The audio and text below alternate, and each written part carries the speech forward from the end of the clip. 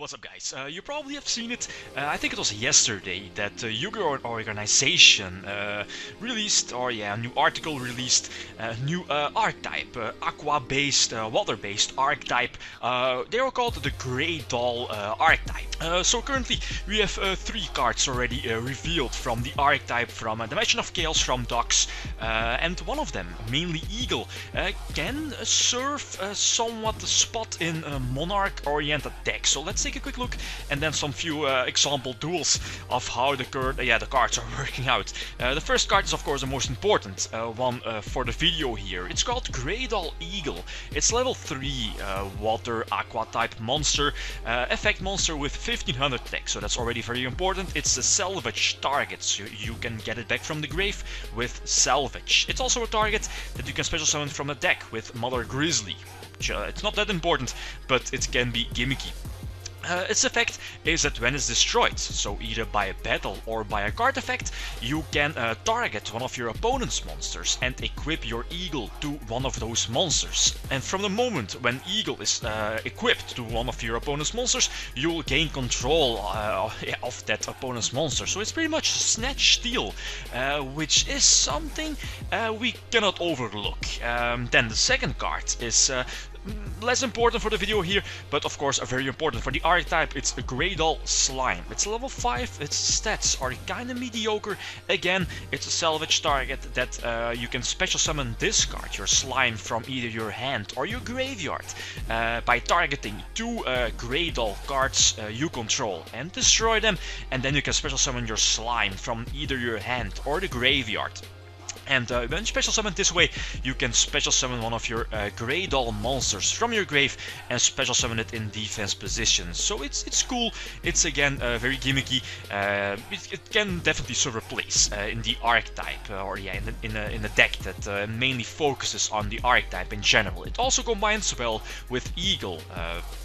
And of course the last one is a synchro monster, Greydolls Dragon. It's a level 8, so you can synchro summon using both Eagle and Slime.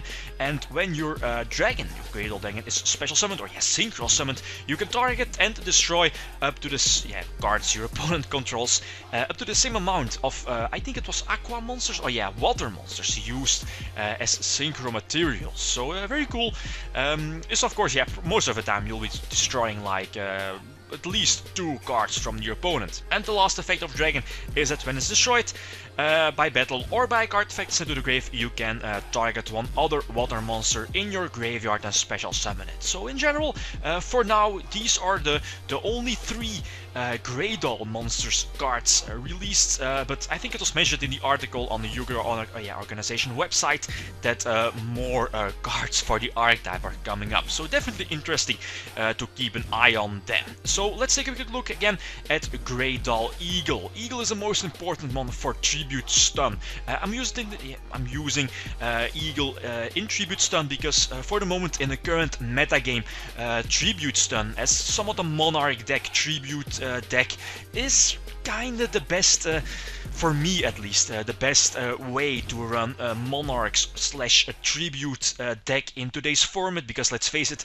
I've not abandoned monarchs, definitely not. It's still one of my favorite archetypes slash cards in the game here, but in today's format monarchs are just too slow in general. And if you look at tribute stun is an excellent answer or an excellent way to run monarchs in today's format, since we know how monarchs were in previous formats in this game's history. They win by generating advantage, and in today's format you are not really going to generate more advantage if you're playing against a deck like Necros or Burning Abyss, because they're just faster. And Tribute Stun has the perfect answer to this. They can just establish a big floodgate board with both Majesty's Fiend or Vanity's Fiend backed up, or at least supported by Roll Degree, Vanity's Emptiness, March of the Monarchs for example. And if your opponent does not have any answer to your board, your opponent will lose. And it doesn't matter if you have like +6 over your opponent, or if your opponent has like +6 over your field of Majesty's Fiend or Vanity's Fiend, and they don't have an answer, right? So it doesn't matter if they have like such a huge advantage if they can't get rid of your floodgate board. And that's one of the reasons why I tried to test out Greydol Eagle in the deck. So let's take a look at a few example duels. This is one of the games testing against Greydolls, so against Starshraft Greydolls. He gets to start, which is of course better for Tribute Stun. Tribute Stun has a rather crappy opening move if you have to open again. That one card less rule, opening with 5 cards. It's very crappy for the deck.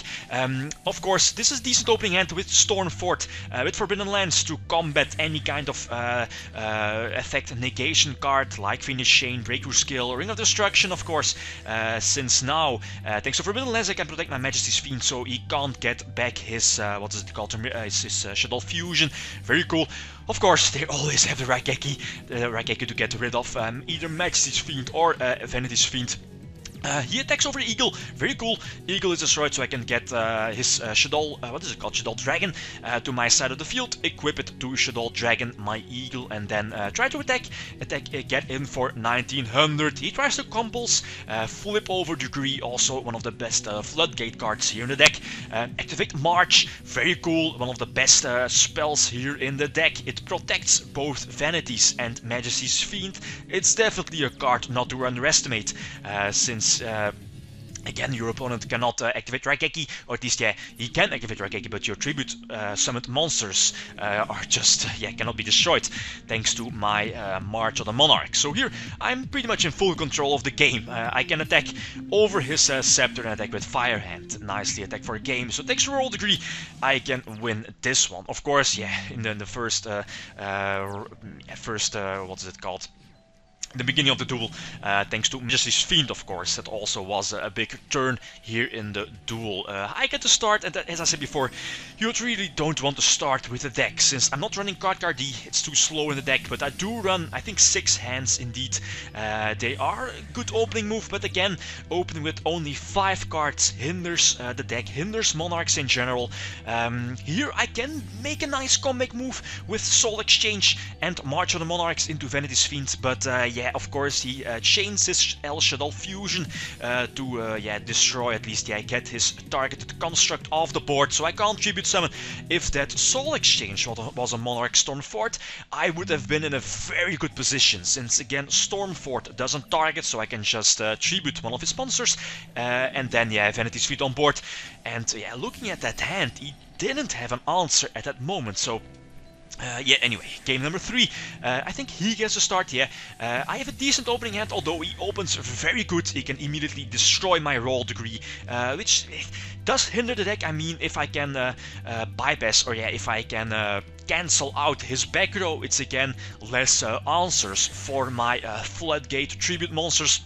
I'm going to activate March first, see if he has a response, so either MST or El Shadow Fusion, discarding, sending the dragon to the graveyard. He doesn't, so I can search out Stormfort with Tenacity, and then boom, get Vanity's Fiend on board, pretty much get that Floodgate board going. Shadow Dragon is not an answer, Squamata is also not an answer, thanks to my March. Again, very cool here, that lovely setup. So now it's just wait, get in for some damage, and kind of hope my opponent does not draw any answers to my Floodgate board. And this is game. I think he has a Finish Chain on board, which is useless, and El Shadow Fusion is also useless. I think he also has a Compul set, which is also not going to save him. So very cool. And Eagle definitely paid off here. I'm definitely looking forward to more support for the archetype, for the Greydol archetype. We can definitely expect more support. Maybe support indirectly for the Monarchs, or Tribute Stun. But Greydol Eagle could be a nice addition to Monarchs, or Tribute Stun in general. So guys, if you have any opinions about the card, about the archetype in general, you can always leave that down below. Thanks for watching, and feel free to leave a comment or a like if you enjoyed the video. Lithium signing out. Peace.